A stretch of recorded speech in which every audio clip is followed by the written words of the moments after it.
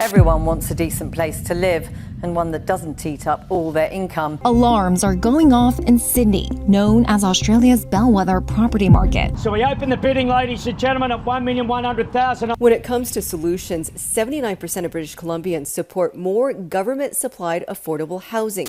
Having a roof over your head is one of the most basic rights, and yet, across Europe, people are living in inadequate housing or struggling to find somewhere to live. I spend so much time talking about the UK and the US and so on, but we forget that other anglicised, English-speaking, very white country is over there, don't we? But it too is grappling with some of those same issues that we are. Like, we rail against British exceptionalism over here, like on the left, don't we? We're always like, why do you think you can just send a virus packing, or you can wrestle a virus to the ground, send it packing in 12 weeks just because we're British? And yet, we too sort of obsess over the challenges that we face here in the UK as though they are the only challenges, like it's only the UK that faces them. Like, I'm all for bashing the Tories, I don't know if you picked up on that over the last couple of years. And a lot of the problems that we do have in the UK, they have been exacerbated by the Conservative Party. But we do still need to remember that the challenges that we're facing are also challenges for a lot of other countries in internationally, comparable economies. A lot of the people out there are facing the same problems that British people are. Like the housing crisis, right? So let's take that as the first one. We rant against successive governments for their failure to build houses because here in the UK, they sold off all the social housing. They didn't green light enough new land and developments. And so because then there's insufficient flats and houses being built, the stock that there is, it gets offered on, doesn't it? And there's a desperation. More people want the same house. So then this guy offers on it a bit higher and then he gets outbid, and then someone steps into the equation and like the viewings and everything, and then they offer even more. And then the value of these houses is then perceived to be higher, like on that street. So the next time somebody puts their house on the market, they price it a bit higher. Like, we all know how this works, okay? We know the UK property market and the reasons why property has inclined in value over the last few years.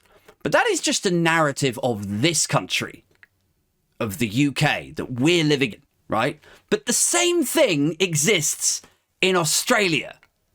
Just like the same thing exists in the satellite towns and suburbs of like New York State. Just like the same thing happens in parts of Canada. It's not UK specific. However much we might hate our government, a lot of the problems that we face are being felt in other countries around the world. So I'm looking at an article here from Forbes, and it says the headline is Australian housing crisis, the high price we're paying. It says the property market is generally top of mind for the Australian public and policymakers alike because of the pivotal role it plays in the country's economy. Even so, home prices have dominated headlines in recent months as the turn in the market has upended all forecasts. Prices rose for an 8th consecutive month in September, despite the central bank's year-long policy tightening cycle.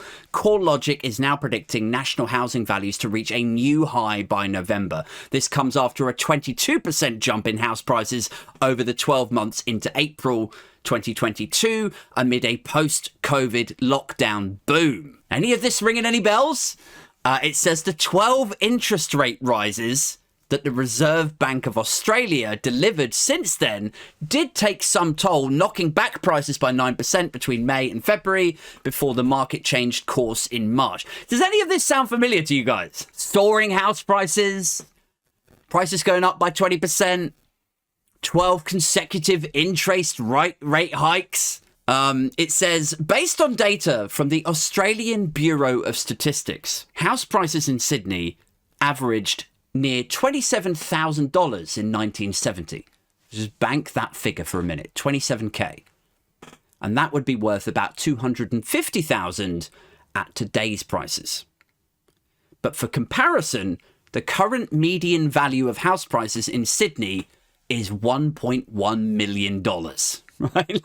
And perhaps uncharacteristically, just for you guys, just because I felt in a sort of preppy mood for once, I have done some maths, right? I've worked out that if houses in Sydney in 1970 were approximately 4 times an average salary, that would have meant that an average salary in 1970 in Sydney, Australia was about just under $7,000. The average salary in Sydney now, in 2023, is $91,000. And 91 times 4, if you're working it out in sort of mortgages, 4 times your income, is $364,000. Now, this article has worked out that $27,000 in 1970 would be akin to $250,000 in today's money. So you should be able to comfortably buy the same house as your dad bought in 1970 if you're on $91,000 here, because 91 times 4 is significantly over 250k. But here's the kicker, right? Is the average house in Sydney, as they said, is not $250,000, is it? It is $1.1 million.